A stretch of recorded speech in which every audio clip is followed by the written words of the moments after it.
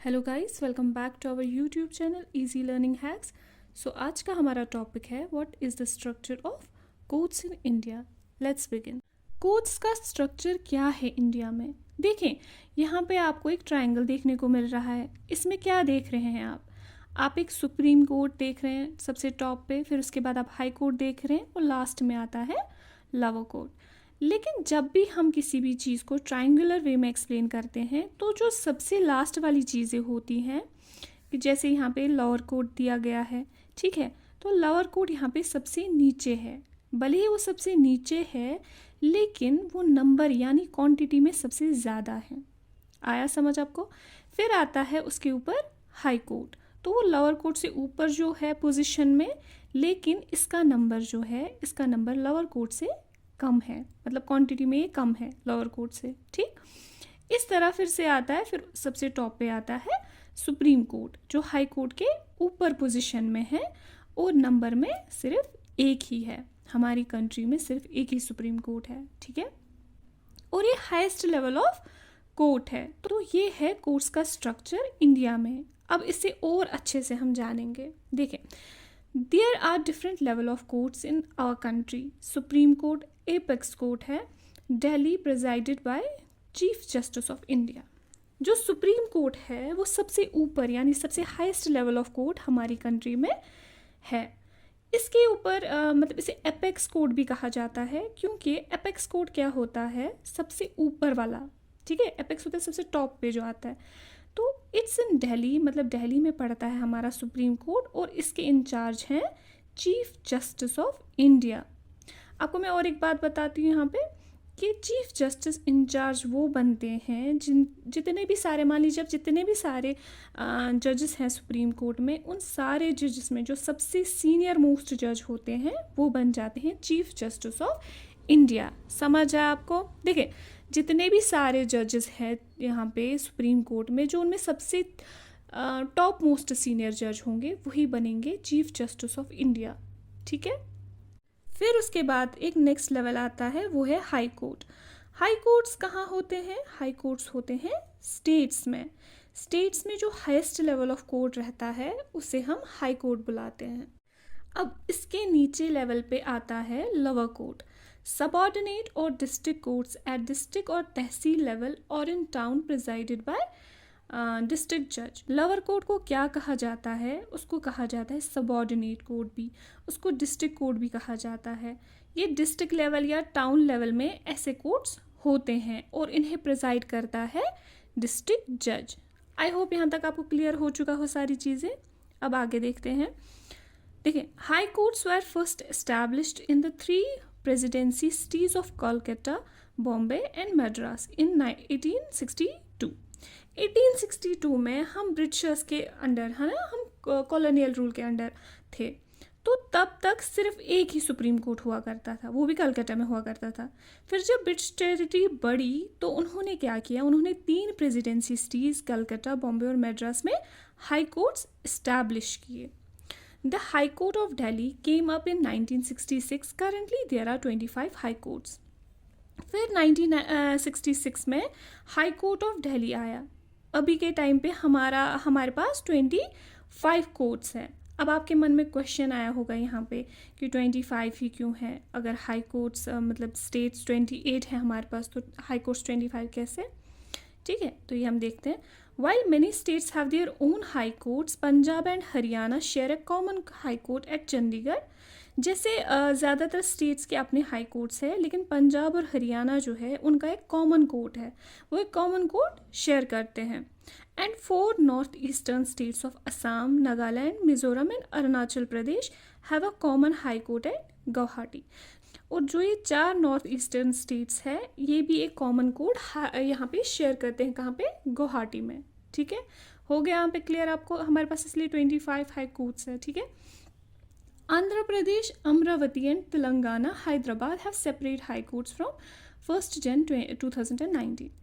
देखिए, 2014 में क्या हुआ था, आंध्र प्रदेश स्प्लिट हो चुका था। ठीक, आंध्र प्रदेश स्प्लिट हो गया तो वहाँ पे क्या हो गया, 2 स्टेट्स निकल के आए, आंध्र प्रदेश और तेलंगाना। फिर 2019 से इनके अपने अपने हाई कोर्ट्स इन्हें दिए गए, आंध्र प्रदेश का हाई कोर्ट अमरावती में है और तेलंगाना का हैदराबाद में। ठीक, some high courts have branches in other parts of the state for greater accessibility. देखिए कभी क्या होता है कि कभी कोई स्टेट, बड़े स्टेट्स होते हैं ना, कभी कभार कोई स्टेट ज़्यादा ही बड़ा होता है, तो वहाँ क्या किया जाता है, वहाँ 2 जगह हाई कोर्ट की बेंच हो जाती है। जैसे एग्जाम्पल लेते हैं राजस्थान की, उसकी बेंच है जयपुर में और हाई कोर्ट कहाँ पे है, जोधपुर में। चलिए अब आगे देखते हैं। तो ये है हाई कोर्ट्स, ये पटना हाई कोर्ट है और यहाँ पे ये कर्नाटका हाई कोर्ट है। ठीक, तो उनकी इमेजेस दी गई हैं। अब हमारे पास क्वेश्चन आता है, are these courts connected with each other? क्या ये कोर्ट्स कनेक्टेड है एक दूसरे से? Yes, we are having an integrated judicial system. जी हाँ, हमारे पास इंटीग्रेटेड जुडिशियल सिस्टम है। अब इससे हमें क्या समझ आता है, अब कैसे समझेंगे हम इसे? देखिए हमारे यहाँ पे एक अपीलेट सिस्टम होता है। Appellate system helps us to understand the integrated judicial system of judiciary. अगर हमारे इंटीग्रेटेड जुडिशियल सिस्टम समझना है, अगर हमें इससे समझना है तो हमें क्या करना है, हमें उससे पहले समझना होगा एपिलेट सिस्टम। ठीक है, एपिलेट सिस्टम एक फीचर है इंडियन जुडिशियल सिस्टम का, जहां एक पर्सन अपील कर सकता है हायर कोर्ट को अगर उन्हें लगे कि जो लोअर कोर्ट है उसने जो डिसीजन सुनाया है वो सही नहीं है। या ऐसे समझे, मान लीजिए आप डिस्ट्रिक्ट कोर्ट गए, आपको कोई जजमेंट सुनाया गया है वहाँ पे कि आप मुजरिम हैं और आपको सज़ा सुना दी गई है। ठीक है, लेकिन अब आप बोलेंगे कि हम हायर कोर्ट में अपील करेंगे क्योंकि हमें आपका जो लोअर कोर्ट का डिसीजन है वो सही नहीं लग रहा है, मैं मुलजिम नहीं हूँ, मैं कोई मुजरिम नहीं हूँ। तो आप क्या करेंगे, आप लोअर कोर्ट से जाएंगे हायर कोर्ट। ठीक, और हाई कोर्ट ने आपको मान लीजिए निर्दोष ठहरा दिया गया, तो अब जो आपके अपोनेंट है वो क्या बोलेंगे, वो बोलेंगे हाई कोर्ट ने जो गलत डिसीजन सुनाया है, लोअर कोर्ट ने सही सुनाया था लेकिन हाई कोर्ट ने गलत डिसीजन सुनाया है। तो फिर वो क्या करेंगे, वो सुप्रीम कोर्ट में अपील कर सकते हैं। ठीक है, आया आपको हायरार्की समझ? तो अब समझ आ गया होगा आपको कि इंटीग्रेटेड जुडिशरी सिस्टम जो है, मतलब एक जुडिशरी लेवल से आप दूसरी जुडिशरी लेवल जा सकते हैं, और जो हायर लेवल ऑफ जुडिशरी है उसका डिसीजन हमेशा ज़्यादा पावरफुल या ज़्यादा प्रिवेल करेगा लोअर लेवल के कोर्ट्स पे। ठीक है, हम एग्जाम्पल अब यहाँ पे लेते हैं, state Delhi administration versus Laxman Kumar and others in 1985। Analyse the story. इस स्टोरी से हम अपीलेट सिस्टम समझेंगे। देखिए, फरवरी 1980 को लक्ष्मण कुमार की शादी एक 20 साल लड़की सुधा गोयल से हो जाती है। वो लोग फ्लैट में रहते हैं, लक्ष्मण के भाई और उसकी फैमिली मेम्बर्स के साथ। तो 2 दिसंबर 1980 को सुधा की डेथ हो जाती है क्योंकि वो बहुत बुरी तरह से जल चुकी होती हैं। लेकिन जो सुधा के घर वाले हैं वो बोलते हैं कि लक्ष्मण की फैमिली ने ही उन्हें जलाया था, उनके इन लॉज ने ही सुधा को जलाया था। तो उनके जो नेबर्स होते हैं, सुधा के नेबर्स, वो विटनेस बन के आते हैं, बोलते हैं कि हाँ हमने उस रात को उसको जलते हुए देखा था और हमने उसके चीखें भी सुनी थी। तो इस तरह से क्या हो जाता है, कंफर्म कि उन्होंने ही उसको जलाया होता है। तो फाइनली वो गिल्टी पाए जाते हैं और उन्हें सज़ा सुना दी जाती है। लेकिन नवंबर 1983 को ये तीनों जो एक्यूज थे वो जाते हैं हाई कोर्ट।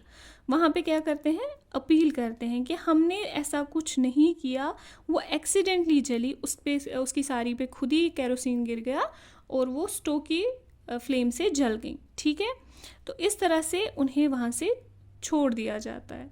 अगर आपको याद होगा, लेकिन 1980s का टाइम जो था, उस टाइम पे वुमेन्स ग्रुप जो है अक्रॉस द कंट्री वो किसके खिलाफ बोला करती थी, डाउरी डेथ्स के खिलाफ। तो उन्होंने जो है प्रोटेस्ट किया जब हाई कोर्ट ने उन्हें बाइज्जत बरी छोड़ दिया इनके इन लॉज को। तो उस टाइम पे उन्होंने काफ़ी प्रोटेस्ट किया और उन्होंने एक अपील जो है इस डिसीजन के खिलाफ सुप्रीम कोर्ट में दिया। किन के थ्रू दिया, Indian federation of women lawyers. ठीक है, तो 1985 में क्या हो गया, सुप्रीम कोर्ट ने उनकी ये अपील सुनी और जो उनकी जो मदर इन लॉ थी सुधा की और जो उनके हस्बैंड थे, उन दोनों को गिल्टी करार दिया गया और जो उनके ब्रदर इन लॉ है उनके खिलाफ एविडेंस ना मिलने के कारण उन्हें छोड़ दिया गया। ठीक है, तो अब आई होप कि आपको इसकी तरह से समझ आ गया होगा अपीलेट सिस्टम और हमारा जुडिशियल सिस्टम जो है वो इंटीग्रेटेड है।